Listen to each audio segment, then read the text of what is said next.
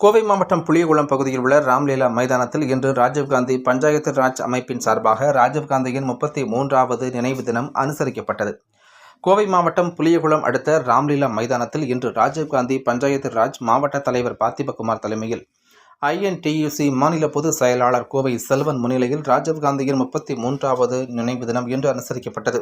அப்பொழுது ராஜீவ்காந்தி உருவப்படத்திற்கு மலர் தூவி மரியாதை செலுத்தினர். இதனைத் தொடர்ந்து அவரது புகழை பாடும் விதமாக கோஷங்களை எழுப்பினர். இந்த நிகழ்ச்சியில் சர்க்கிள் தலைவர்கள் கணேசன், ஜனார்த்தனன், மாவட்ட துணைத் தலைவர் குணசேகரன், பொதுச் செயலாளர் சிறி லூயிஸ், சிங்கை செல்வராஜ், சேவாத்தளம் செந்தில், பஞ்சாயத்து ராஜ் இணை செயலாளர் தனபால், ரவி, பூபாலன், காந்தி பாபு, ஆறுமுகம், பழனிசாமி, சானவாஷ் மற்றும் மோகன்ராஜ் உள்ளிட்ட பலர் கலந்து கொண்டனர் என்பது குறிப்பிடத்தக்கது.